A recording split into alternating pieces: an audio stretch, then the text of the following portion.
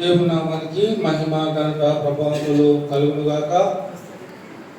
చదివి వచ్చినటువంటి మీ అందరికీ కూడా మరొకసారి మన ప్రభు రక్షకుడైనటువంటి యేసుక్రీస్తు వారి పరిశుద్ధమైన నామంలో వందనాలు తెలియజేస్తూ ఉన్నాము.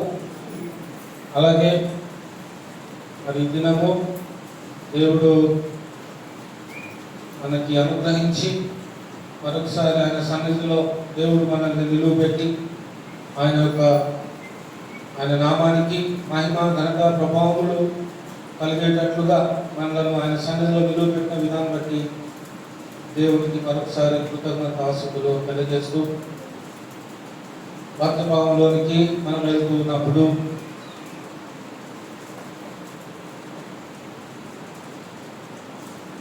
పరిశుద్ధాత్ముడు మరియు బ్రహ్మపరచు ఆత్మ చివరి భాగము వచ్చారు. పరిశుద్ధాత్మ మరియు బ్రహ్మపరచు ఆత్మ చివరి భాగం ఐదవ భాగం.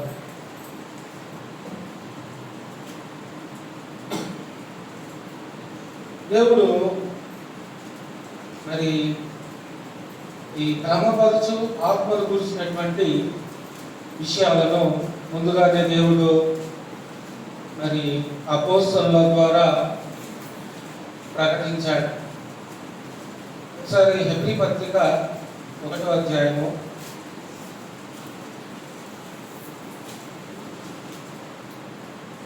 హెబ్రీ పత్రిక 1వ అధ్యాయము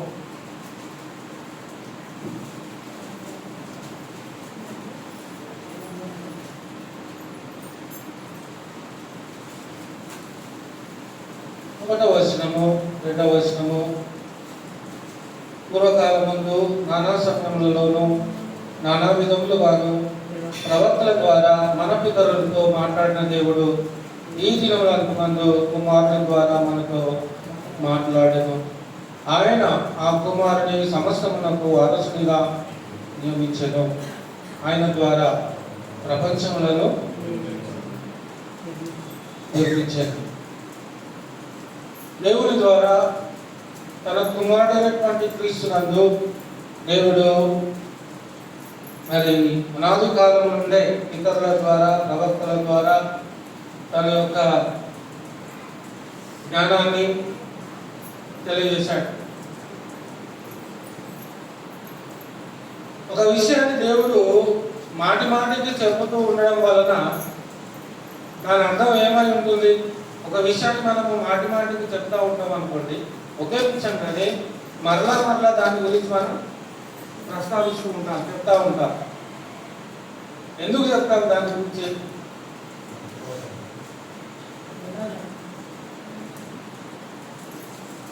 మర్చిపోవద్దా?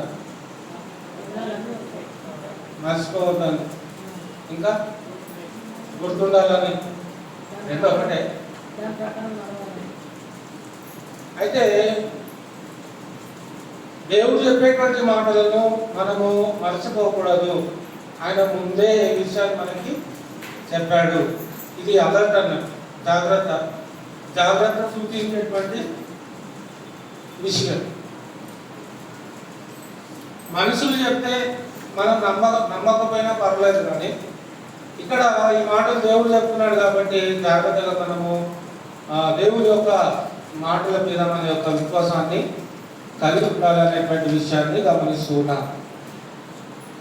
ఇదే హెబ్రీ పత్రిక 2వ అధ్యాయము మనం గమనిస్తున్నప్పుడు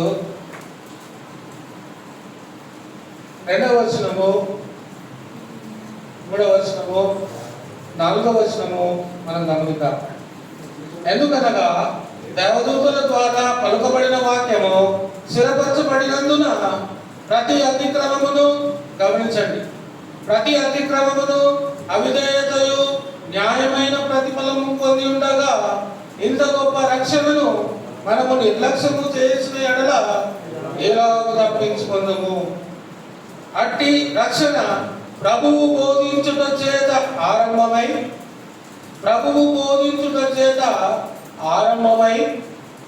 తర్వాత దేవుడు తన చిత్తానుసారముగా సూచక క్రియల చేతను మహాకార్యముల చేతను నానా విధములైన అద్భుతముల చేతను వివిధములైన పరిశుద్ధాత్మ వరములను అనుగ్రహించుట చేతను వారితో కూడా సాక్ష్యమిచ్చుచుండగా వినిన వారి చేత మనకు దృఢపరచబడెను.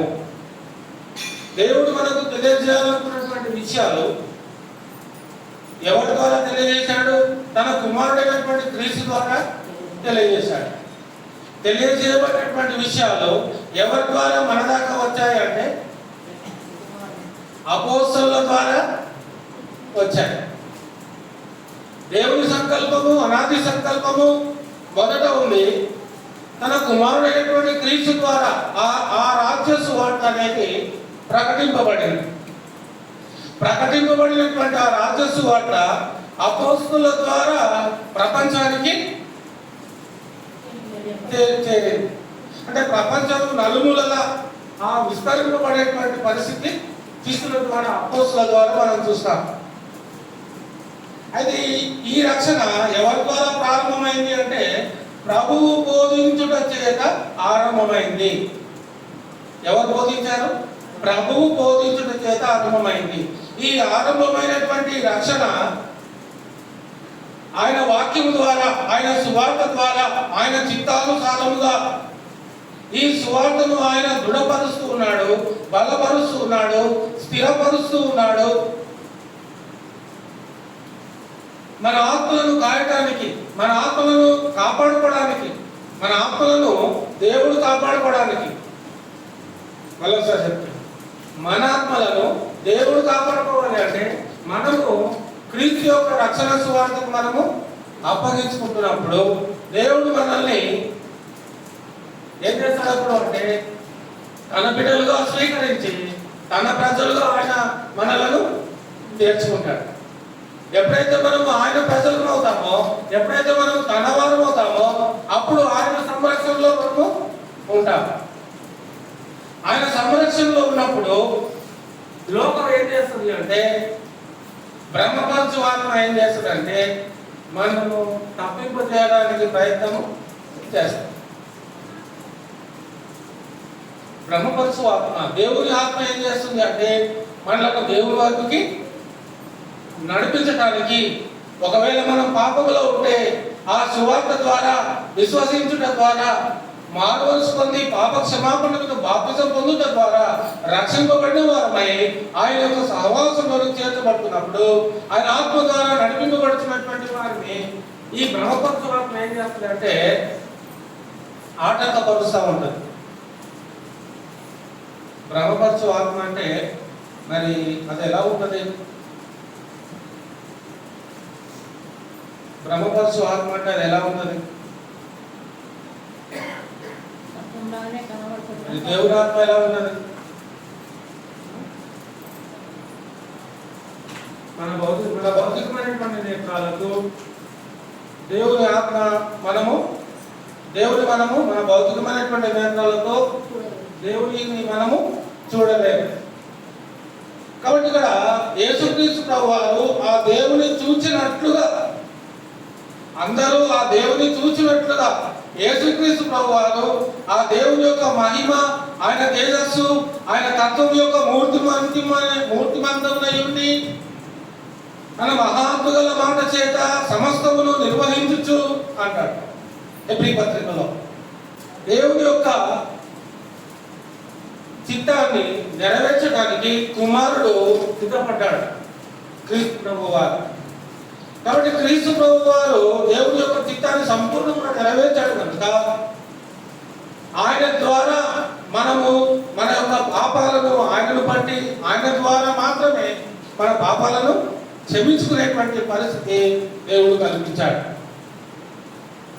అంతేకాదు దేవుని ద్వారా మనము విమోచించబడటానికి, రక్షించబడటానికి, ఆయన యొక్క జీవములో మనము జీవించడానికి, ఆ నిత్య జీవంలో ప్రవేశించడానికి తన ఆత్మ ద్వారా దేవుడు మనల్ని బలపరుస్తూ ఉన్నాడు, ప్రోత్సాహపరుస్తూ ఉన్నాడు, స్థిరపరుస్తూ ఉన్నాడు, దృఢపరుస్తూ ఉన్నాడు.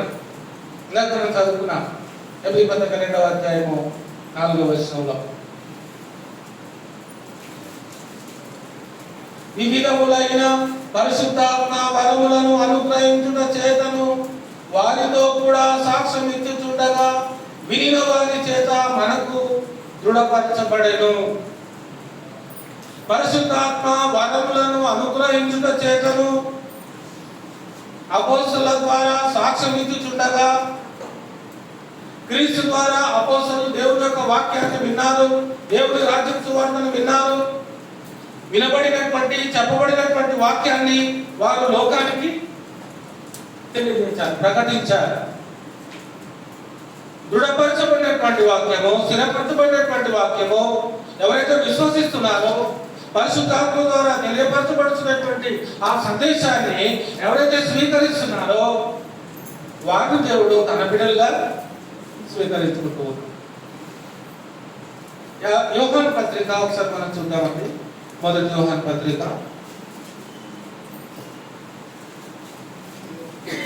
మొదటి అధ్యాయము మొదటి 2 వచనాలు, 3 వచనం కూడా.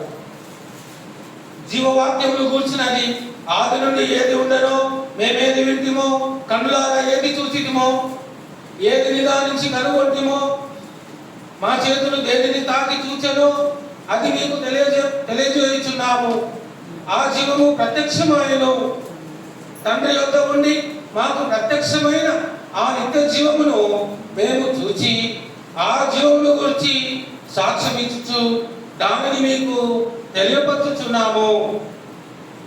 మాతో కూడా మీకును, 3వ వచనం, మాతో కూడా మీకును సహవాసము కలుగునట్లు మేము చూచిన దానిని వినిన దానిని మీకును తెలియజేయుచున్నాము. మన సహవాసం అయితే తండ్రితో కూడాను ఆయన కుమారుడైన యేసుక్రీస్తుతో కూడాను ఉన్నది.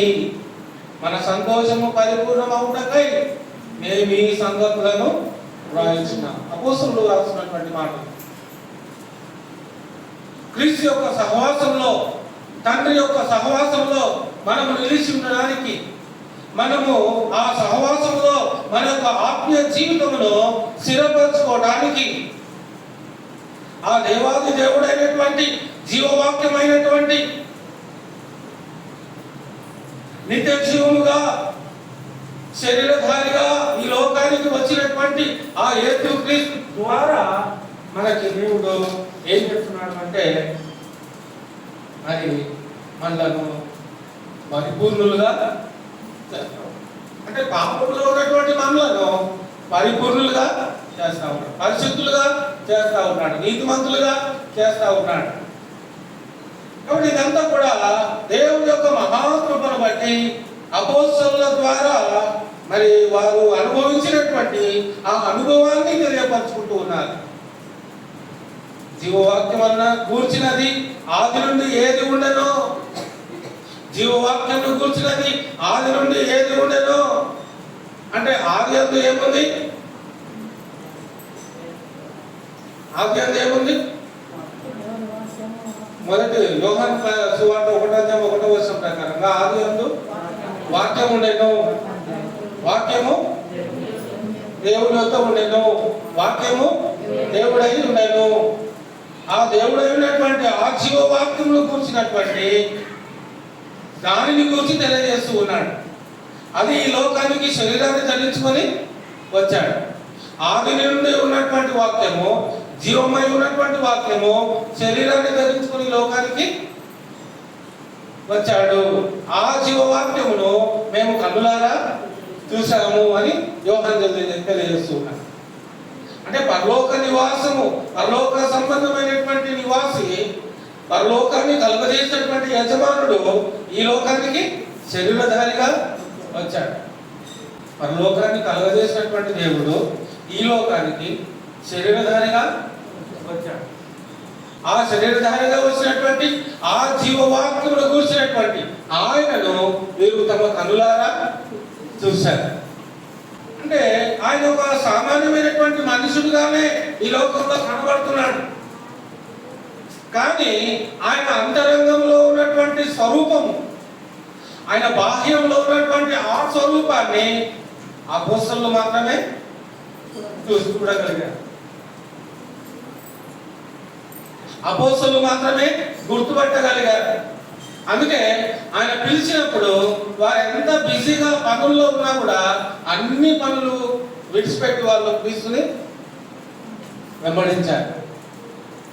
చేపలు పట్టేటువంటి వారి దగ్గరికి పేతురు, యోహాను, ఇంకా ఆంధ్రయ్య నాకు వెంబడించండి అన్నప్పుడు వాళ్ళు వలలు కడుక్కుంటూ ఉన్నారు. చేపలు పట్టేటువంటి వారు వాళ్ళ జీవనాన్ని పక్కన పెట్టి క్రీస్తు పిలువగానే వాటిని అన్నింటినీ పక్కన పడేసి ఆయనను వెంబడించడము ప్రారంభించారు.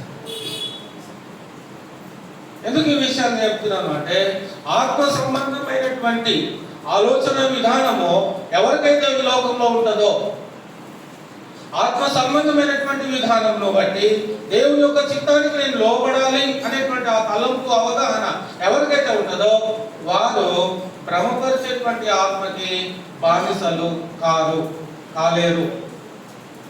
భ్రమపరచు ఆత్మలు ఏం చేస్తాయంటే మోసపరుస్తాయి, లేనిది ఉన్నట్టుగా చెప్పి భ్రమపరుస్తాయి. ఎలా భ్రమపరుస్తాయి? పోయినా ద్వారా చెప్పుకున్నట్టు అట్టి పంట తింటే పిల్లలు కొడతారు, నేను చేతులు పెట్టి ప్రార్థన చేస్తే మీ కష్టాలన్నీ పోతాయి, నేను చేతులు పెట్టి ప్రార్థన చేస్తే మీరు పరిశుద్ధాత్మ వరాన్ని పొందుకుంటారు. ఇవన్నీ బ్రహ్మపరచు ఆత్మ చేసే పనులు. కాబట్టి బ్రహ్మపరచు ఆత్మ ఎప్పుడు కూడా జనాలని మోసం చేయరు. దేవుడి యొక్క ఉద్దేశాన్ని మాత్రమే పరిశుద్ధాత్మ దేవుడు ఉన్నట్టుగా మనకి ఆయన తెలియజేస్తాడు. అందుకే యేసుక్రీస్తు వారు ఏమంటాడు అంటే, నేను తండ్రి యొద్దకు వెళ్తున్నాను, నేను వెళ్ళి ఆదరణకర్తను మీ యొద్దకు నేను పంపిస్తాను, నేను ఏ సంగతులు మీకు తెలియజేశాను ఆ ఆదరణకర్త మీకు ఆ విషయాలనే చెప్తాను. అంటే క్రీస్తు చెప్పినటువంటి మాటలే పరిశుద్ధాత్మ దేవుడు చెప్తాడు అని క్రీస్తు చెప్తూ ఉంటాడు. ఇప్పుడు క్రీస్తు చెప్పని మాటలు ఈ లోకంలో ఎక్కడైనా ప్రకటింపబడుతున్నాయి అంటే అదే భ్రమపరచు ఆత్మ చేసే పని. ఎవరైనా కూడా దేవుని వాక్యం చెప్తున్నారు అంటే అది క్రీస్తు చెప్పిన మాటలై ఉండాలి. క్రీస్తు చెప్పాలి, నువ్వు అరటిపండు తింటే నీకు గర్భం వస్తుంది అని క్రీస్తు బైబిల్లో చెప్పాలి. ఆ మాట సువార్తికుడు చెప్తే అప్పుడు మీరు నమ్మొచ్చు. కానీ క్రీస్తు చెప్పలేదు, కానీ ఈరోజు సువార్తికుడు చెప్తున్నాడు. అదేంటి అంటే బ్రహ్మపరచు ఆత్మ చేసేటువంటి పని. అది మీరు గుర్తుపట్టాలి. ఏది బ్రహ్మపరచు ఆత్మ చేసే పని, ఏది పరిశుద్ధాత్మ కార్యము అనేది మీరు గుర్తుపట్టాలి. ఇప్పుడు తిమోతి పత్రిక మనం గమనిద్దాము. మొదటి తిమోతి పత్రిక 4వ అధ్యాయం 1వ వచనం. విశ్వాస భ్రష్టులు అవుదురని ఆత్మ తేటగా చెప్తున్నాడు. ఆ అబద్ధికులు వాత వేయబడిన మనస్సాక్షి గలవారై వివాహమును నిషేధించు సత్య విషయమై అనుభవ జ్ఞానము గల విశ్వాసులు కృతజ్ఞతాస్తుతులు చెల్లించి పుచ్చుకొను నిమిత్తము దేవుడు సృజించిన ఆహార వస్తువులను కొన్నింటిని తినుట మానవలెనని చెప్పుచుందురు. దేవుడు సృజించిన ప్రతి వస్తువును మంచిది కృతజ్ఞతాస్తుతులు చెల్లించి పుచ్చుకొని ఎడల ఏది నిషేధింపదగినది కాదు. ఒక వ్యక్తి మీకు చెప్తున్నాడు, మీరు అరటిపండు తింటేనే గర్భం వస్తుంది అని చెప్తాడు. దేవుడు ఏం చెప్తున్నాడు? తాను సృష్టించినటువంటి ఫలాలు ఏవైతే మన కోసం దేవుడు సృష్టించాడో ఫలాలు అవన్నీ మంచివని చెప్తున్నాడు. పాస్టర్ ఏం చెప్తున్నాడు? అరటిపండు తింటే గర్భం వస్తుందని చెప్తున్నాడు. మరి ఇప్పుడు దేవుడి మాట విందామా, పాస్టర్ మాట విందామా? దేవుడు ఏం పండు మంచిదని చెప్తున్నాడు? దేవుడు ఫలానా పండే మంచిదని చెప్తున్నాడా, లేకపోతే అన్ని పండ్లు మంచి అని చెప్తున్నాడు? ఎందుకు చెప్తున్నాడు దేవుడు అన్ని పండ్లు మంచి అని? ఎందుకు చెప్తున్నాడు అన్ని పండ్లు మంచి అని? ఎందుకు చెప్తున్నాడు దేవుడు? మన శరీరానికి ఏ పండు అవసరమో, ఏ పండు మనకు మేలు చేస్తుందో అవే పండు దేవుడు మన కోసము సృష్టించాడు, పుట్టించాడు. పిచ్చి పిచ్చి పిచ్చి చెట్లు కూడా వచ్చాయి, కానీ ఈ పిచ్చి చెట్లు దేవుడు చేయలేదు. అవి వాటంతట అవే పెరిగాయి. వాటిని ఎవరు పోషించడం లేదు, వాటికి ఎవరు నీళ్లు పోయటం లేదు. అవి వాటంతట అవే పెరుగుతూ ఉన్నాయి. గడ్డి ఎలాగైతే మొలుస్తుందో అలాగే పిచ్చి చెట్లు, పిచ్చి ఫలాలు ఇచ్చేటువంటి చెట్లు కూడా మొలుస్తూ ఉంటాయి. గమనించవలసినటువంటి విషయం ఏంటంటే ఇక్కడ అబద్ధికుల గురించి తెలియజేస్తూ ఉన్నాడు. వాత వేయబడిన మనస్సాక్షి వారిని గురించి తెలియజేస్తూ ఉన్నాడు. కడవరి దినములలో కొందరు అబద్ధికుల వేషధారణ వలన మోసపరచు ఆత్మల యందు దయ్యముల బోధ యందు లక్ష్యముంచి, ఒక వ్యక్తి దేవుడు చెప్పని మాటలు చెప్తూ ఉన్నప్పుడు జనులు కూడా దేవుడు చెప్పని మాటలు ఈయన చెప్తున్నాడు కాబట్టి ఈయన గొప్పోడు అని అందరూ వారిని వెంబడిస్తూ ఉంటారు. వారి బోధ యందు లక్ష్యం ఉంచుతూ ఉంటారు. అలాంటి వారందరూ కూడా ఏమవుతున్నారు అని వాక్యం చెప్తుంది అంటే విశ్వాస భ్రష్టులు అవుతారు అని చెప్తుంది. విశ్వాస భ్రష్టులు. విశ్వాస విషయంలో మరణించినటువంటి వారుగా ఉంటారు. విశ్వాస విషయంలో ఆ యోగ్యతను కోల్పోయినటువంటి వారుగా ఉంటారు. విశ్వాస సంబంధమైనటువంటి ఆశీర్వాదానికి దూరం అయిపోతూ ఉంటారు. దేవుడిచ్చేటువంటి ఆశీర్వాదం నీకు కావాలి అంటే దేవుడి ఆత్మ ద్వారా తెలియపరచబడినటువంటి మాటలనే నీవు నేను విశ్వసించుతున్న వారుగా ఉండాలి, నమ్మవలసినటువంటి వారుగా ఉండాలి. వేషధారణ వలన మోసపరిచేటువంటి ఆత్మ, భ్రమపరిచేటువంటి ఆత్మ, మీ యొక్క మనసులను అబద్ధానికి తిప్పబడేటువంటి ఆత్మ. అంటే ఆటోమేటిక్గా ఇప్పుడు బ్రహ్మపరచు ఆత్మ ద్వారా ప్రకటింపబడుతున్నటువంటి వర్తమానం ఎవరైనా చెబుతున్నట్లయితే ఎలా ఉంటుందంటే చాలా హాయిగా అనిపిస్తూ ఉంటుంది. మన శరీరానికి చాలా సంతోషంగా అనిపిస్తూ ఉంటుంది. దేవుడు సృజించినప్పుడు తినకూడదు అని చెప్పినటువంటి ఫలము అంత అందంగా ఏమీ లేదు. తినకూడదు అని చెప్పినటువంటి ఫలము దేవుడు సృష్టించినప్పుడు అంత అందంగా ఏమీ అది లేదు. దానికి అందం ఎప్పుడు వచ్చింది? దేవుడు ఎప్పుడైతే చెప్పాడో మీరు ఈ తోట మధ్యలో ఉన్నటువంటి ఫలాన్ని చెట్టు దగ్గరికి మీరు వెళ్ళొద్దు అని ఎప్పుడైతే చెప్పాడో అప్పుడు అపవాదికి అవకాశం వచ్చింది. ఎందుకంటే ఆహా నువ్వు దీన్ని తినొద్దంటావా, ఇప్పుడు చూడు నేను ఏం చేస్తానని చెప్పి దాన్ని చూడడానికి చాలా రమ్యంగా తయారు చేసి, చూడడానికి మన కనులకి చాలా మేలు చేసే విధంగా, మన శరీరానికి మంచి తృప్తినిచ్చే విధంగా, చూడగానే ముట్టుకునే విధంగా, చూడగానే తెంపుకునే విధంగా, తెంపుకోగానే వెంటనే తినే విధంగా ఆ పండు ఎంతో సుందరంగా రమ్యమైనదిగా దాన్ని తయారు చేశాడు అపవాది. జీవవృక్ష ఫలమును కూడా పెట్టాడు. అయితే మంచి చెడులను తెలివినిచ్చేటువంటి ఫలాన్ని కూడా దేవుడు ఏదే చోటలో పెట్టాడు. జీవవృక్ష ఫలాన్ని కూడా పెట్టాడు, కానీ వాళ్ళ దగ్గర పోలే. దాన్ని సపరేట్గా ఏం పెట్టలే, అదే తోటలోనే పెట్టాడు జీవవృక్ష ఫలాన్ని. వాళ్ళు దాని దగ్గరికి వెళ్ళలే. కానీ ఎక్కడికి వెళ్ళారు? ఎక్కడికి వెళ్ళొద్దు అని చెప్పాడో అక్కడికే వాళ్ళు వెళ్ళారు. ఈరోజు కూడా దేవుడు తన ఆత్మ ద్వారా మనకి జ్ఞాపకం చేస్తున్నటువంటి విషయం ఏంటంటే, మీరు మరి దయ్యముల బోధ యందు మోసపరచు ఆత్మల యందు మీరు లక్ష్యం ఉంచకూడదు.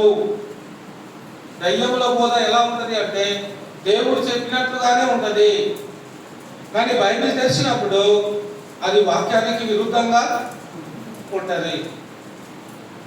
ఒక బోధకుడు సువార్త చెప్తున్నాడు అంటే ఆ సువార్తను మీరు నమ్మొద్దు. ఆ సువార్తను మీరు నమ్మొద్దు. ఆ సువార్తికుడు చెప్పేది దేవుని యొక్క వాక్యం దానికి అనుమతిస్తుందా? దేవుని యొక్క వాక్యం దానికి అధికారం ఇస్తుందా? అధికారపూర్వకంగానే దేవుడు ఆ మాటను పలుకుతున్నాడా లేదా అని మీరు పరీక్షించాలి, పరిశోధించాలి, బాగా ధ్యానించాలి. ధ్యానం చేసిన తర్వాతనే అప్పుడు మీరు దేవుని వాక్యంలో ఉంటేనే మీరు నమ్మాలి. గుడ్డిగా మనకు ప్రతి మాటను నమ్మేసుకుంటూ పోతే గుడ్డివాడు గుడ్డివానికి దారి చూపెట్టగలడా? యేసుక్రీస్తు చెప్పాడు ఇది కూడా. గుడ్డివాడు గుడ్డివానికి దారి చూపెట్టలేడు. కాబట్టి ఇప్పుడు గుడ్డివానికి దారి చూపెట్టాలంటే కన్నులున్నవాడు గుడ్డివానికి దారి చూపెట్టగలుగుతాడు. మరి గుడ్డివాడే ఇంకో గుడ్డివానికి దారి చూపెట్టలేడు. కాబట్టి చెప్పాలనుకుంటున్నటువంటి విషయం ఏంటంటే దేవుడు ఈ లోకానికి వెలుగై ఉన్నాడు. దేవుడు ఏమై ఉన్నాడు? వెలుగై ఉన్నాడు. కాబట్టి వెలుగైనటువంటి దేవుడు తన యొక్క ప్రత్యక్షత ద్వారా, తన యొక్క సువార్త ద్వారా, తన యొక్క రక్షణ ప్రణాళికలు బట్టి, తన కుమారుడైనటువంటి క్రీస్తును బట్టి ఆయన తన ఆత్మ ద్వారా మనలను ఆయన ఏర్పాటు చేసుకుంటూ ఉన్నాడు. తన ప్రజలుగా ఆయన పిలుచుకుంటూ ఉన్నాడు. తన సహవాసులుగా ఆయన మనల్ని ఏర్పాటు చేసుకుంటూ ఉన్నాడు. కాబట్టి ఇప్పుడు బ్రహ్మోత్సవం ఏం చేస్తుంది అంటే అందులో నుండి విడదీస్తావు. ఎలా విడదీస్తుందంటే మీ చర్చిలో ప్రతి ఆదివారము వాయిద్యాలు వాయించడం లేదు. పక్కన ఇంకొక చర్చ్ ఉంది, ఇంకొక సహవాసం ఉంది, అక్కడ వాయిద్యాలు వాయిస్తున్నారు.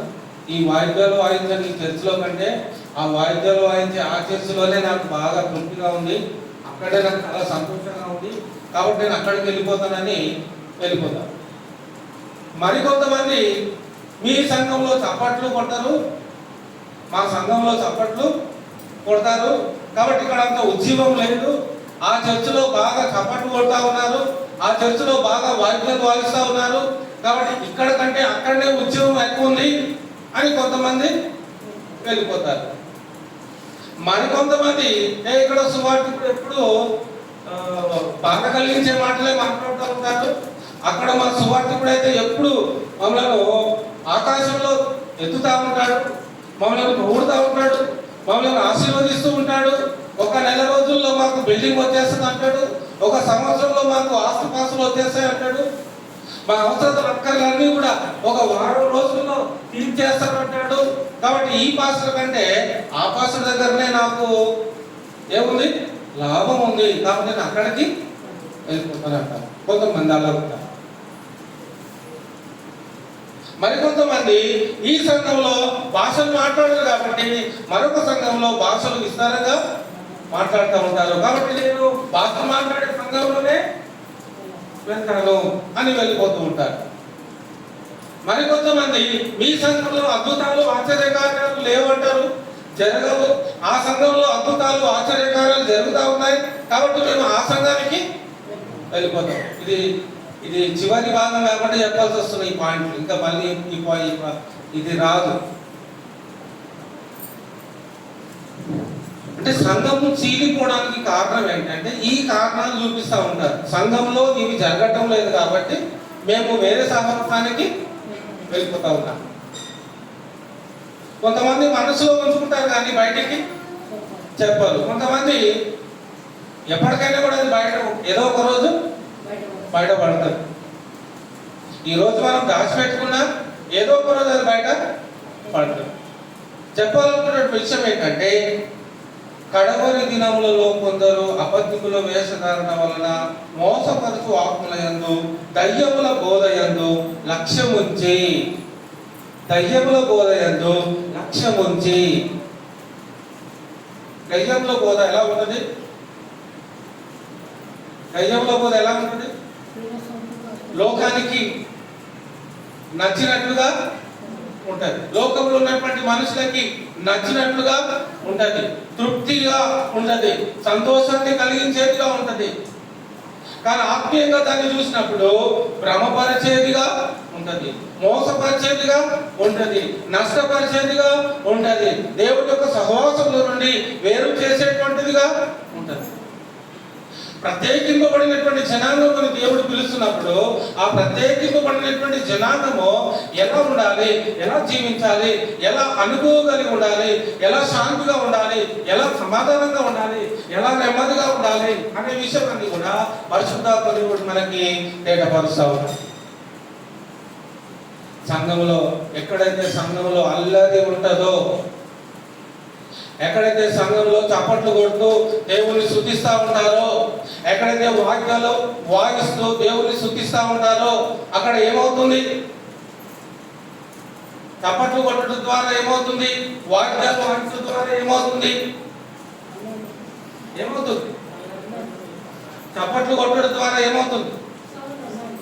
శబ్దము వస్తుంది. వాయిద్యాలు వాయించడం ద్వారా ఏమొస్తుంది? అది కూడా ఒక శబ్దము. ఇంకొక మాటలో చెప్పాలంటే అల్లరి, అంతేనా? అల్లరి జరిగించేటువంటి స్థితిని తెలియజేసేటువంటిది. చప్పట్లు కొట్టడం ద్వారా అల్లరి అవుతుంది. దేవుని సంఘంలో ఏమవుతుంది? అల్లరి అవుతుంది. మరి వాక్యం మనకి ఏం చెప్తుంది? పరిస్థితుల సంఘములన్నిటిలో దేవుడు సమాధానమునకే కర్త కానీ అల్లరికి కర్త కాడు అని చెప్తుంది. లేదు మీరు ఇక్కడ అల్లరి చేస్తే అక్కడ దేవుడు ఉంటాడు అని నీవు అనుకుంటే, అల్లరి ఉన్న దగ్గర దేవుడు ఉంటాడు అని ఒక వాక్యము నువ్వు చూపెట్టలేదు. అల్లరి ఉన్న దగ్గర, శబ్దాలు చేసే దగ్గర దేవుడు ఉంటాడు అని ఒక్క వాక్యం కూడా బైబిల్లో నీవు చూపెట్టలేవు. కానీ అల్లరి ఉన్న దగ్గర దేవుడు ఉండడు అని వాక్యం ఉంది.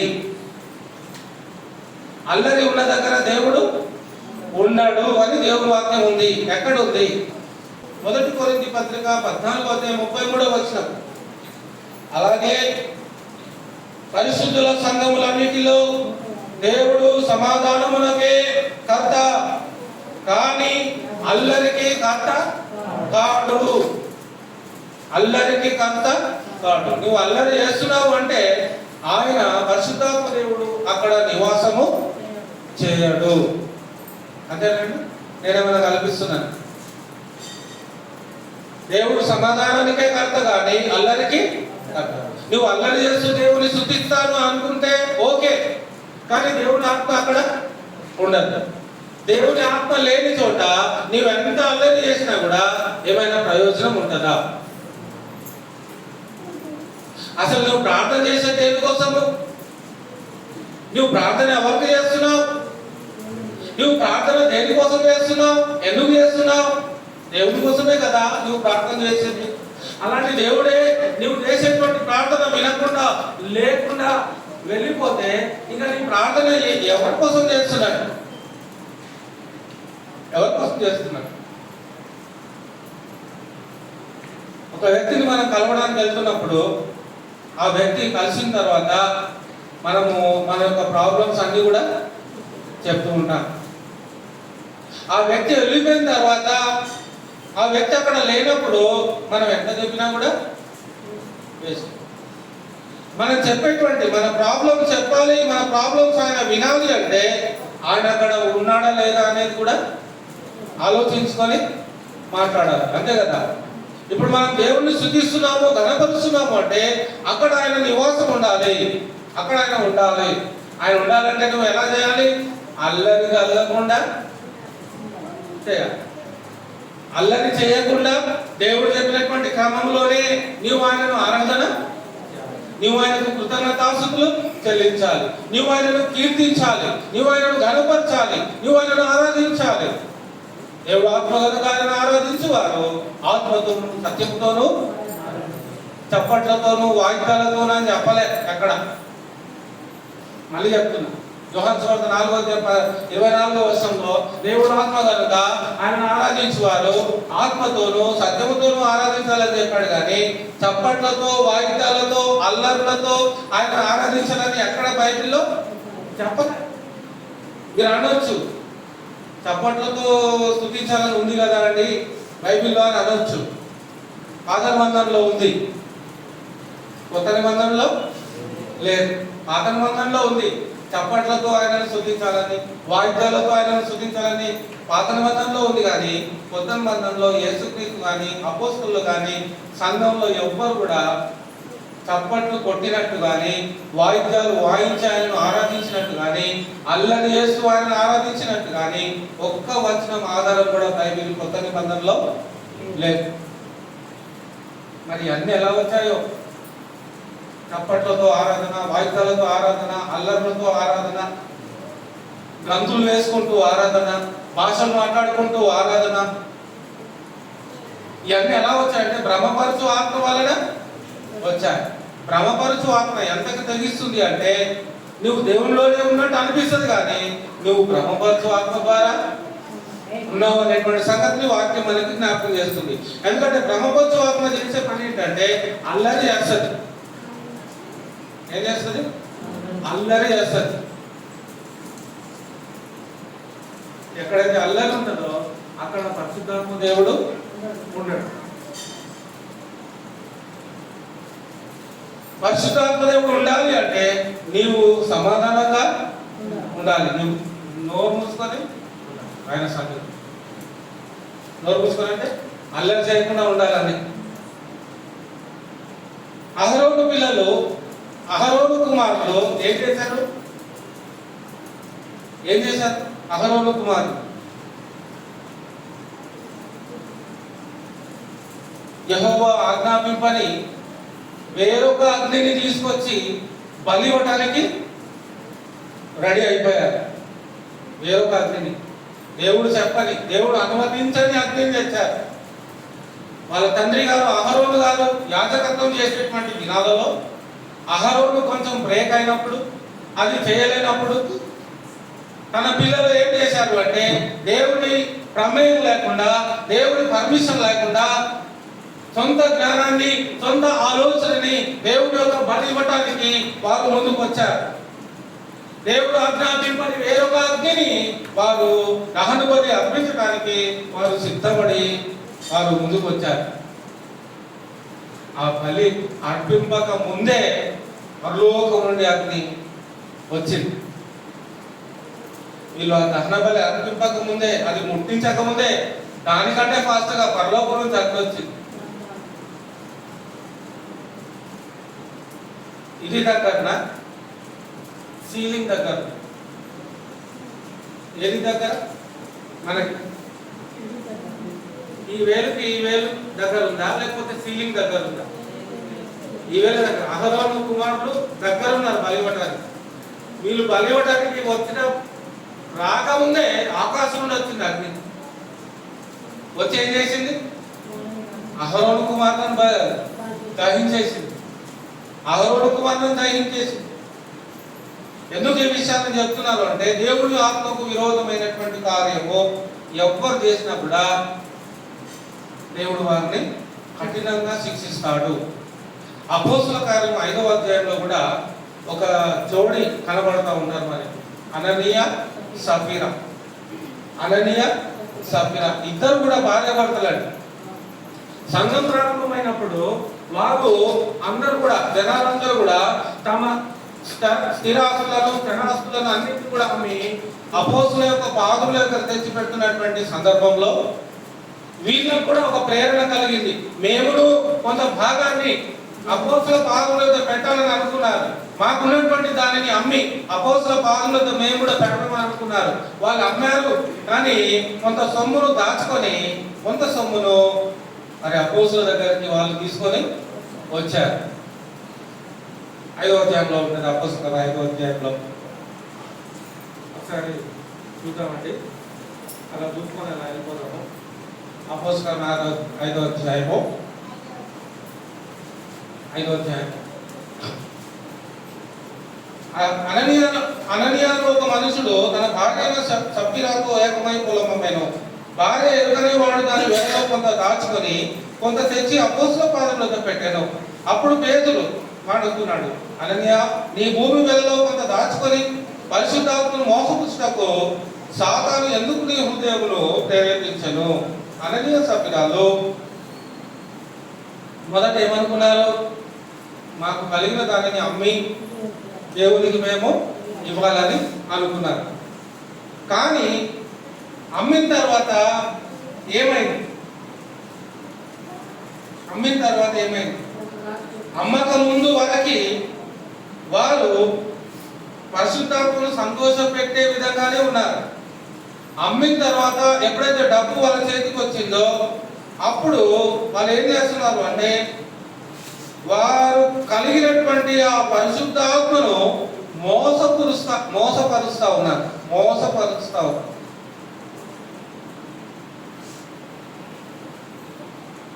పరిశుద్ధాత్మను మోసపుచ్చుటకు సాతాను ఎందుకు నీ హృదయమును ప్రేరేపించాడు అంటే ప్రతి మనిషి యొక్క హృదయాన్ని పరిశుద్ధాత్మ దేవుని మోసపరచడానికి సాతాను ప్రేరేపిస్తుంది. సాతాను మనిషి యొక్క హృదయాన్ని పరిశుద్ధాత్మను మోసపుచ్చటానికి ప్రేరేపిస్తుంది. కాబట్టి సాతాను మన హృదయాన్ని తన ఆధీనంలో ఎప్పుడు తీసుకుంటాడు అంటే మనం సాతాను మాటకి లొంగినప్పుడు, మనం సాతానికి ఒబెడైనప్పుడు, సాతాను మనలో ఏ ఆలోచన పుట్టిస్తాడో, ఏ తలంపును పుట్టిస్తాడో, పరిశుద్ధాత్మ దేవునికి వ్యతిరేకమైనటువంటి తలంపును, ఆలోచనను ఎప్పుడైతే మనలో పుట్టిస్తాడో దాన్ని మనం ఎప్పుడైతే నెరవేర్చడానికి కూరుకుంటామో అప్పుడు మనము పరిశుద్ధాత్మ దేవుని సాతాను యొక్క శక్తిని బట్టి పరిశుద్ధాత్మ దేవుని మనము మోసపరుస్తూ ఉంటాము. అననీయ సఫీరా వాళ్ళు చేసినటువంటి తప్పు ఏంటంటే పరిశుద్ధాత్మను వాళ్ళు మోసపుచ్చారు. వాళ్ళు అనుకున్నారు మేము ఎంతకైతే అమ్ముతామో మొత్తం తీసుకొచ్చి దేవుని సన్నిధిలో మేము పెడదాం అనుకున్నారు. కానీ వాళ్ళు డబ్బును చూసిన తర్వాత వాళ్ళ మనసు అంగీకరించడం లేదు, వాళ్ళ హృదయం అంగీకరించడం లేదు. ఇంత మొత్తం ఇచ్చేస్తే రేపటి నుంచి మా బ్రతికేంటి అనే ఆలోచన వాళ్ళకి వచ్చింది. ఇంత మొత్తం ధనము వాళ్ళ దగ్గరికి ఇచ్చేస్తే, వాళ్ళ దగ్గరికి వెళ్ళి ఇచ్చేస్తే రేపటి నుంచి మాకు ఆహారం ఎలా, వసతి ఎలా, మా పోషణ ఏమవుతుంది, మా సంరక్షణ ఏమవుతుంది అని వాళ్ళు ఆలోచించారు. అప్పుడు వాళ్ళు ఏం చేశారు అంటే కొంచెం సొమ్ముని దాచుకున్నారు. అంటే వాళ్ళు దేవుని దగ్గర ఒప్పుకున్నటువంటి ఒప్పుకోలునే ఏం చేస్తున్నారు? వాళ్ళు అతిక్రమిస్తూ ఉన్నారు.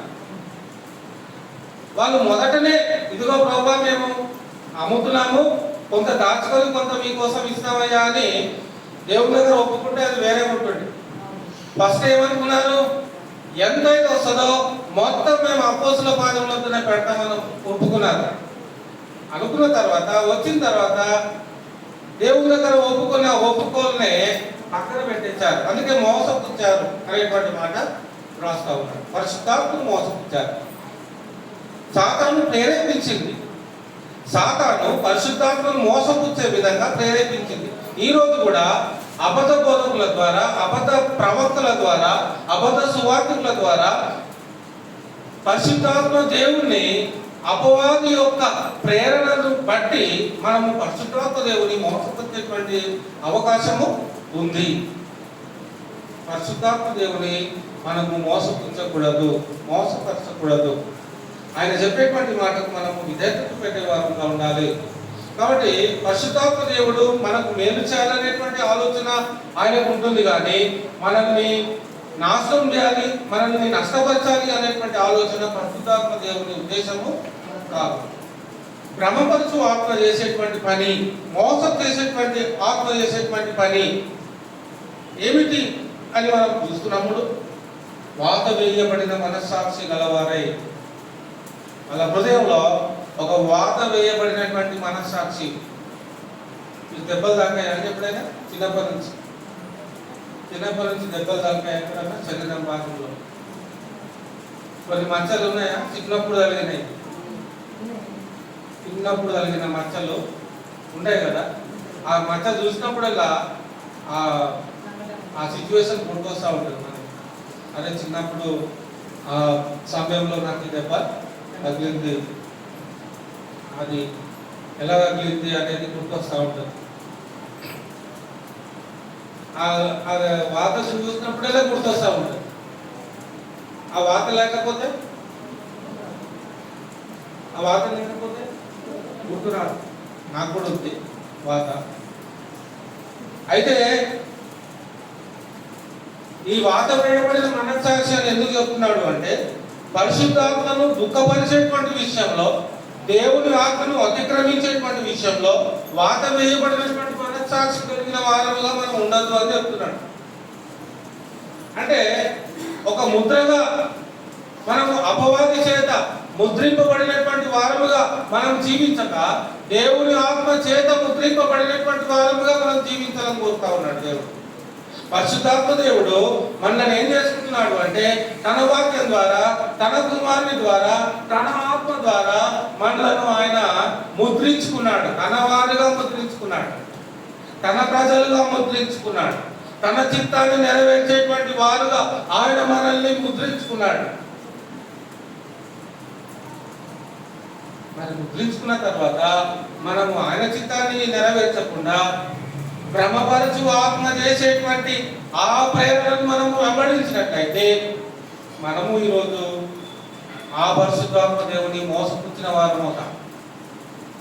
పరిశుద్ధాత్మ దేవుని మోసపుచ్చిన వారు బాగానే ఉన్నారు, సంతోషంగా ఉన్నారు, వాళ్ళకి ఏ ఇబ్బంది లేకుండా ఉన్నారు అనేటువంటి మాట బైబిల్లో మనకు ఎక్కడ కనబడదు. పరిశుద్ధాత్మ దేవుని దుఃఖపరచడం, పరిశుద్ధాత్మ దేవుని గాయపరిచినటువంటి వారు, పరిశుద్ధాత్మ దేవుని మోసపుచ్చినటువంటి వారు, అపవాది చేత దేవుని ఆత్మను దుఃఖపరిచినటువంటి వారు, అది మనకే ప్రమాదకరమైనటువంటి పరిస్థితి. రెండవదిగా మనం గమనించినట్లయితే మొదటి యోహాను పత్రిక 4వ అధ్యాయము, తర్వాత పేతురులో కదా, మొదటి యోహాను పత్రిక 4వ అధ్యాయము మొదటి 2 వచనాలు, మొదటి 2-3 వచనాలు. ప్రియులారా, అనేకులైన అబద్ధ ప్రవక్తలు లోకంలోనికి బయలువెళ్ళి ఉన్నారు కనుక ప్రతి ఆత్మను నమ్మక ఆయా ఆత్మలు దేవుని సంబంధమైనవో కావో పరీక్షించుడి.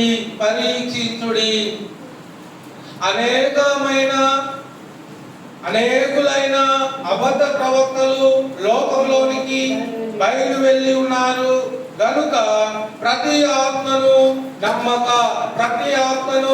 నమ్మక. ఈరోజు విశ్వాసులు ప్రతి ఆత్మను నమ్మేస్తా ఉన్నారు. ఎలా నమ్ముతున్నారు? భ్రమపరుస్తున్నారు కాబట్టి నమ్ముతున్నారు, మోసం చేస్తున్నారు కాబట్టి నమ్ముతున్నారు. అక్కడ కార్యం చేయకపోయినా చేసినట్టుగా మోసపూరితమైనటువంటి కార్యాలు అక్కడ చూపించుకుంటారు కాబట్టి నమ్ముతున్నారు, వెంబడిస్తూ ఉన్నారు. అనేకులైన ప్రవక్తలు లోకంలోనికి బయలువెళ్ళి ఉన్నారు కనుక ప్రతి ఆత్మను నమ్మక. మరి ఈ ఆత్మ నమ్మాలి, ఆయా ఆత్మలు దేవుని సంబంధమైనవో కావో పరీక్షించుడి. దేవుని సంబంధమైన ఆత్మ ఉంటుంది, మోసపూరితమైనటువంటి ఆత్మ ఉంటుంది, పరిశుద్ధాత్మ నడిపింపు ఉంటుంది, దురాత్మ నడిపింపు కూడా ఉంటుంది. మరి దురాత్మ చేత నడిపింపబడేటువంటి ఆత్మ ఏదో, దేవుని ఆత్మ చేత నడిపింపబడే ఆత్మ ఏదో మీరు గుర్తుపట్టారు, మనం గుర్తుపట్టగలం. మనం ఏది దురాత్మ, ఏది పరిశుద్ధాత్మ?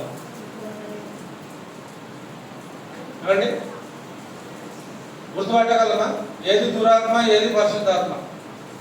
సింపుల్ గుర్తుపట్టవచ్చు. ఎలా గుర్తుపట్టవచ్చు అంటే, దేవుని యొక్క వాక్యానికి భిన్నంగా వాళ్ళ యొక్క ప్రవర్తన విధానము ఉంటే అది భ్రమపరచు ఆత్మ, దురాత్మ. వాక్యానికి భిన్నంగా వ్యతిరేకంగా ఉంటే, దేవుని యొక్క చిత్తానికి వ్యతిరేకంగా ఉంటే అది దురాత్మ చేసేటువంటి పని. దేవుని వాక్యానికి అనుకూలంగా ఉంటే, దేవుని చిత్తానుసారంగా అది ఉంటే అది దేవుని ఆత్మ పని అనేటువంటి అవగాహన మనం ఖచ్చితంగా కలిగి ఉండాలి. ఎవరు భాషలు మాట్లాడినా అది దేవుని ఆత్మనే అని అనవద్దు మనం. ఎవరు భాషలు మాట్లాడినా కూడా అది దేవుని ఆత్మనే అని అనవద్దు మనం. ఎప్పుడు అనాలి అది దేవుని ఆత్మ అని? ఎప్పుడు అనాలంటే దేవుని ఆత్మ అని మొదటి పాఠంలో చెప్పాను, మర్చిపోయారు. భాషను మాట్లాడేటువంటి విధానాన్ని మనము ఇది దేవుని ఆత్మ అని నమ్మొద్దు. ఎవరైతే భాషను మాట్లాడుతున్నారో ఇది పరిశుద్ధాత్మ పని అని నమ్మొద్దు. మరి ఎప్పుడు నమ్మాలి? భాషలు మాట్లాడే వారి పక్కన దాని అర్థం చెప్పే వాళ్ళు కూడా ఉండాలి. అప్పుడు మీరు అది దేవుని ఆత్మ అని నమ్మాలి. ఇది ఫస్ట్ పార్ట్లో చెప్పాను, మర్చిపోయారు కదా. అర్థం చెప్పకుండా ఓన్లీ భాషలే మాట్లాడుతూ ఉంటే అది దేవుని ఆత్మ పని కాదు. దేవుని ఆత్మ పని ఏంటి? అక్కడ ఉన్నటువంటి వాళ్ళందరికీ కూడా దేవుడు ఏం మాట్లాడుతున్నాడో వాళ్ళందరికీ అది అర్థం అవ్వాలి. అర్థమవుతుందా మీకు? దేవుడు ఏం మాట్లాడుతున్నాడో అక్కడ ఉన్నటువంటి వాళ్ళందరికీ అర్థం అవ్వాలి అంటే అతడు మాట్లాడేటువంటి భాషకి అర్థం చెప్పేవాడు పక్కన ఉండాలి. అర్థం చెప్పేవాడు లేడు కానీ భాషలు మాట్లాడేవాడే ఉన్నాడు అనుకోండి, అదే దురాత్మ. ఇది రాసి పెట్టుకోండి. అర్థం చెప్పేవాడు లేకుండా ఓన్లీ భాషలు మాట్లాడుతున్నాడు అంటే అది దురాత్మ. భాషలు మాట్లాడేవాడు ఉన్నాడు ప్లస్ వారి పక్కన అర్థం చెప్పేవాడు కూడా ఉన్నాడు అంటే అది పరిశుద్ధాత్మ. ఏ సహవాసంలోనైతే అల్లరి బాగా ఉండదో, శబ్దాలు బీభత్సంగా చేస్తారో, ఎక్కడైతే గంతులు వేస్తారో, ఎక్కడైతే డాన్సులు వేస్తారో, ఎక్కడైతే భాషలు మాట్లాడుతూ బీభత్సం చేస్తూ ఉంటారో అది దురాత్మ. ఎక్కడైతే శాంతియుతంగా, ఎక్కడైతే నెమ్మదిగా, ఎక్కడైతే సమాధానంగా, ఎక్కడైతే ఆత్మతో సత్యముతో వారిని ఆరాధిస్తారో అది పరిశుద్ధాత్మ పని. ఓకే, ఇది మళ్ళీ చెప్పలేదు, ఇది ఒకటేసారి. ఆ తర్వాత మనం గమనించినట్లయితే చివరి సంగతులు మనము కొన్ని చూద్దామండి. మొదటి తిమోతి పత్రిక 4వ అధ్యాయము 7 నుంచి 9 వచనాలండి. అపవిత్రములైన ముసలమ్మ ముచ్చటలను విసర్జించి దేవభక్తి విషయములో నీకు నీవే సాధకము చేసుకొనుము. శరీర సంబంధమైన సాధకము కొంచెం మట్టుకే ప్రయోజనకరమవును, కానీ దైవభక్తి ఇప్పటి జీవము విషయంలోను రాబోవు జీవము విషయంలోను వాగ్దానంతో కూడినదైనందున అది అన్ని విషయములలో ప్రయోజనకరమవును. ఈ వాక్యము నమ్మదగినది, పూర్ణాంగీకారములకు యోగ్యమైనది ఉన్నది అంటాడు. దైవభక్తిని కూర్చున్నటువంటి జీవము. అపవిత్రములైన ముసలమ్మ ముచ్చటలకు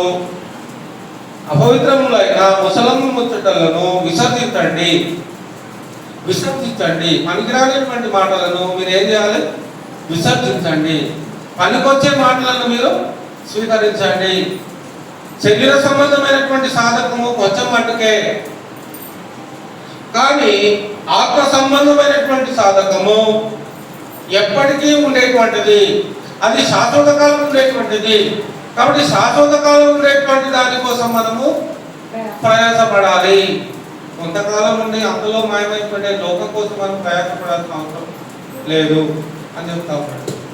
పవిత్రములైన ముసలమ్మ ముచ్చటలను విసర్జించి దేవభక్తి విషయంలో నీకు నీవే సాధకము. దేవభక్తి విషయంలో మనకి మనమే ఎక్సర్సైజ్ చేసుకోవాలంట.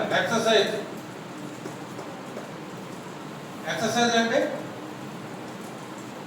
సాధకం, వ్యాయామం అంటారు. ఇప్పుడు మీ యొక్క శరీరము బలహీనం అయిపోతా ఉంది. అప్పుడు డాక్టర్స్ ఏం చెప్తారు? మీకు బాగా బలమైన ఆహారము తినండి, పండ్లు తినండి, జ్యూసెస్ తాగండి, పాలు తాగండి, గుడ్లు తినండి, మాంసం తినండి, కూరగాయలు తినండి అని చెప్తా ఉంటారు డాక్టర్స్. మరి ఆత్మ సంబంధమైనటువంటి బలం కావాలంటే, ఆత్మ సంబంధమైనటువంటి శక్తి కావాలంటే ఆత్మ సంబంధమైనటువంటి ఆ యోగ్యత కావాలి అంటే ఎక్కడ రావాలి? క్రీస్తులోనికి రావాలి, క్రీస్తు సహవాసంలోనికి రావాలి, క్రీస్తు యొక్క సంఘంలోనికి రావాలి. క్రీస్తు సహవాసంలోనికి వచ్చినప్పుడు అప్పుడు మీకు ఏం దొరుకుతూ ఉంటుంది అంటే ఆత్మ సంబంధమైనటువంటి ఆరోగ్యము మీకు తన వాక్యం ద్వారా ఆ యొక్క సంరక్షణ అనేది మీకు దొరుకుతూ ఉంటుంది, ఆ కాపుదల అనేది మీకు దొరుకుతూ ఉంటుంది. ఏది అబద్ధమో ఏది సత్యమో అనేది ఆ ఆత్మ ద్వారానే మనకు దేవుడు తెలియజేస్తూ ఉంటాడు. ఇప్పుడు మీరు తెలుసుకున్నారు ఏది దురాత్మ పని, ఏది పరిశుద్ధాత్మ పని అనేది మీరు తెలుసుకున్నారు. ఎలా తెలుసుకున్నారు? తన ఆత్మ ద్వారానే మనకు దేవుడు తెలియజేస్తా ఉన్నాడు, వాక్యం ద్వారా. అంతేనా? దేనేమైనా కల్పిస్తున్నారు? లేదు, మీరు దేవుడు చెప్పండి ఏదో చెప్తున్నారని ఒకటి చూపెట్టండి. కాబట్టి అపవిత్రములైన ముసలు ముసలు విసర్జించి దేవభక్తి విషయంలో నీకు నీవే సాధకం చేసుకున్నావు. నీవు ఆత్మీయంగా బలపరచబడాలి అంటే నీవు దేవుని దగ్గరికి రావాలి, నీవు దేవుని మాటని హృదయంలో ఉంచుకోవాలి. ఆ ఆత్మ నడిపింపులో నీవు నడిపింపబడుతున్న వాడుగా నీవు ఉండాలి. నీలో ఉన్నటువంటి లోపాన్ని తన ఆత్మ ద్వారా నీవు బాగు చేసుకోవచ్చు. ఒకవేళ నువ్వు తప్పిపోయినటువంటి వాడుగా ఉంటే మరలా నువ్వు దేవుని వైపు తిరిగిన వాడవై వెంబడించే వాడవుగా ఉంటారు. తప్పిపోయినటువంటి కుమారునికి సంతోషం ఎప్పుడు వచ్చింది? తప్పిపోయిన కుమారునికి తృప్తి ఎప్పుడు వచ్చింది? తప్పిపోయిన కుమారునికి ఆనందం ఎప్పుడు వచ్చింది? తప్పిపోయిన కుమారునికి తిరిగి ఆ గౌరవము, ఆ మర్యాద, ఆ ఘనత అనేది ఎప్పుడు వచ్చింది అంటే మరలా తండ్రి దగ్గరికి వచ్చినప్పుడు. ఆత్మీయంగా మనం దేవుని వాక్యం దగ్గరకు వస్తూ ఉన్నప్పుడు, ఆత్మీయంగా మనం ఆ పరిశుద్ధాత్మ దేవుని యొక్క నడిపింపులోనికి మనం వస్తూ ఉంటున్నప్పుడు మరలా మనము ఆ ఆత్మ సంబంధమైనటువంటి ఆ సంతోషంలో, ఆ సమాధానంలో మనం పాల్పొందుతున్న వారముగా ఉంటాం. ఈ వాక్యము నమ్మదగినది, పూర్ణాంగీకారమునకు యోగ్యమైనది. ఈ వాక్యము మనకి ఎలాంటిది అంట? యోగ్యమైంది, నమ్మదగింది. నమ్మొచ్చు, వాక్యాన్ని నమ్మొచ్చా? నమ్మొచ్చు. పూర్ణమైనదేనా వాక్యము? పూర్ణమైంది. యోగ్యమైనదేనా వాక్యము? యోగ్యమైందే. నమ్మదగింది, యోగ్యమైంది, పూర్ణాంగీకారమైంది. వాక్యానికి ఉన్నటువంటి సామర్థ్యం ఏంటంటే యోగ్యమైంది, నమ్మదగింది, పూర్ణాంగీకారమైంది. ఇంకొక వాక్యం చదివి ముగిస్తాను. ఫిలిప్పీ పత్రిక 4వ అధ్యాయము 8-9 వచనాలు చదువుకొని ముగించుకున్నాము.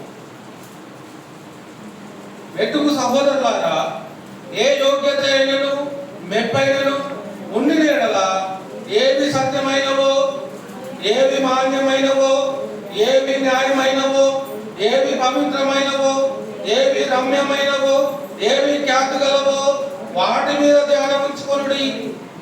మరియు మీరు నా వలన ఏవి నేర్చుకొని అంగీకరించితిరో, నా యందున్నట్టుగా ఏవి వింటిరో, ఏవి చూచితిరో అట్టి వాటిని చేయుడి. అప్పుడు సమాధానకర్తయగు దేవుడు మీకు తోడై, దేవుడు మీకు తోడై ఉండాలి అంటే మీరు నేను మనం అందరం చేయాల్సిన పని ఏంటి? నీవు నేను మనం అందరం చేయాల్సిన పని ఏంటి? యోగ్యమైనది ఎంచుకోవాలి, సత్యమైనది ఎంచుకోవాలి, మాన్యమైనది ఎంచుకోవాలి, న్యాయమైనది ఎంచుకోవాలి, పవిత్రమైనది ఎంచుకోవాలి, రమ్యమైనది ఎంచుకోవాలి, ఖ్యాతి కలిగినది ఎంచుకోవాలి. వాటి మీదనే మన ధ్యానము ఉంచుకోవాలి. పనికిరాని ముసలమ్మ ముచ్చటలు, అబద్ధ బోధ, వ్యర్థమైన బోధ, కల్పింపబడిన బోధ, లేని దేవుడు చెప్పని బోధ, దేవుడు ఒకటి చేయమంటే ఇంకొకటి చేయమని చెప్పే బోధ వింటే దేవుడు మనకి తోడుగా ఉండలేడు. దేవుడు మనకు తోడుగా ఉండాలి అంటే మన నిర్ణయము దేవుని వాక్యం పట్ల, ఆయన యొక్క ఆత్మ పట్ల మనకు ఎటువంటి అవగాహన ఉండాలి, ఎటువంటి ఆసక్తి, శ్రద్ధ, భక్తి ఉండాలి అనేది దేవుని వాక్యం మనకి ఇక్కడ చాలా స్పష్టంగా తెలియజేస్తాము. వాక్యంలో నానా రకాలైనటువంటి వాక్యము ప్రపంచంలో ప్రకటింపబడతా ఉంది. సత్యవాక్యం ప్రకటించబడతా ఉంది. కల్పింపబడినటువంటి వాక్యం కూడా ప్రపంచంలో ప్రకటింపబడుతూ ఉంది. కానీ మీ సెలక్షన్ ఎవరు దేని మీద ఉండాలి? ఇప్పుడు చెప్పబడినటువంటి మాటలను బట్టి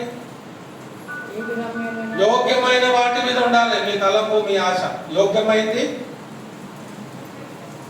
సత్యమైంది, మాన్యమైంది, న్యాయమైంది, పవిత్రమైంది, రమ్యమైంది, ఖ్యాతి కలిగినవి. వాటి మీద మన జ్ఞానం ఉంటేనే సమాధానం అంటే దేవుడు మనకి తోడుగా ఉంటాడు. దేవుడు మనకి తోడుగా ఉండాలి అంటే మన ధ్యానం దీని మీద ఉండాలి. సత్యవాక్యం మీదనే మన ధ్యానం ఉండాలి. సత్యవాక్యం మీదనే మన విశ్వాసం ఉండాలి. పరిశుద్ధాత్మ నడిపింపులోనే మనం నడవటానికి సిద్ధంగా ఉండాలి. బ్రహ్మపరచు ఆత్మ ద్వారా ఒకవేళ మనం మోసపోయామో, అల్లరితో కూడినటువంటి ఆటపాటలు చేస్తూ, మన ఇష్టానుసారంగా దేవుని ఆరాధన చేస్తూ, మన ఇష్టానుసారంగా చప్పట్లు కొడుతూ, వాయిద్యాలు కొడుతూ, భాషలు మాట్లాడుతూ, అర్థం లేనటువంటి భాషలు మాట్లాడుతూ, మన ఇష్టానికి తగ్గట్టుగా మనం దేవుని స్తుతిస్తే అక్కడ సమాధానకర్తైన దేవుడు ఉండడు. కానీ బ్రహ్మపరుచు ఆత్మ అనేది అక్కడ బాగా మన దేవుడు అందరికీ కర్త, సమాధానానికే కర్త మన దేవుడు. కాబట్టి ఎక్కడైతే ఆయన నివాసం ఉంటాడో, ఎక్కడైతే ఆయన అధికారాన్ని నువ్వు కోరుకుంటున్నావో అక్కడ సమాధానము ఉండేటట్లుగా చూసుకోవాలి. సమాధానం లేదు, అల్లరి అవుతుంది అంటే ఆయన అక్కడ లేడు అని మీరు డిసైడ్ చేసుకోవాలి. అది వాక్యం చెప్తున్నటువంటి సారాంశం. అర్థమవుతుందండి? కాబట్టి పరిశుద్ధాత్మ దేవుడు వర్సెస్ బ్రహ్మపరచు ఆత్మ, దేనికి ఓటేస్తాం? పరిశుద్ధాత్మ దేవునికి ఓటేస్తే ఆయన మనకి తోడుగా ఉంటాడు, ఆయన మనకి సహకారులుగా ఉంటాడు, ఆయన మనకి నడిపింపు అంటే ఆత్మ సంబంధమైనటువంటి ప్రయాణంలో మనకి తోడుగా ఆయన ఉంటాడు. ఆయన తోడుగా లేకపోతే, ఆయన లేకపోతే, ఆయన నడిపింపు లేకపోతే, ఆయన సహవాసం లేకపోతే మనకి పరలోకంలో ప్రవేశము లేదు. పరలోకంలో మనకు ప్రవేశం ఉండాలి అంటే మన ధ్యానము, మన ఆలోచన, మన తలంపు, మన జీవితము ఆ ఆత్మ నడిపింపులోనే మనం ప్రయాణాన్ని చేయాలి. రోమ 8:14 దేవుని ఆత్మ చేత ఎందరు నడిపింపబడుదురో వారందరూ దేవుని కుమారులై ఉందురు. దేవుని ఆత్మ చేత మనం నడిపింపబడితేనే మనం దేవుని కుమారులు అనబడతాం. దురాత్మ ద్వారా మనం నడిపింపబడితే, బ్రహ్మపరచు ఆత్మ ద్వారా మనం నడిపింపబడితే మనం ఎప్పటికీ దేవుని కుమారులు అవ్వలేము. దేవుని కుమారులు అవ్వాలన్నా, దేవుని ఆత్మలో మనం నడిపించాలన్నా, దేవుని ఆత్మ మనతో కూడా ఉండాలి అన్నా మనం ఆ ఆత్మకి విలువ, ప్రాధాన్యత, ఆ గౌరవం అనేది ఇవ్వాలి. ఆ ప్రాధాన్యత అనేది మనం ఇవ్వాలి. విలువైంది, అమూల్యమైంది, వాడబారైంది, మహిమ కలిగింది, శక్తి కలిగింది, ప్రభావం కలిగింది, నిత్యజీవంలో సంబంధించినటువంటిది. పరిశుద్ధాత్మ దేవుని యొక్క సహవాసంలోనే మనము నడిపింపబడచ్చు. ఆయన నామానికి మహిమ, ఘనత, ప్రభావములు మనము తెచ్చుచున్నటువంటి వారుగా ఉండాలి. దేవుని మాటలను మనకు ఫలింపజేయుగాక. అందరికి వందనాలండి.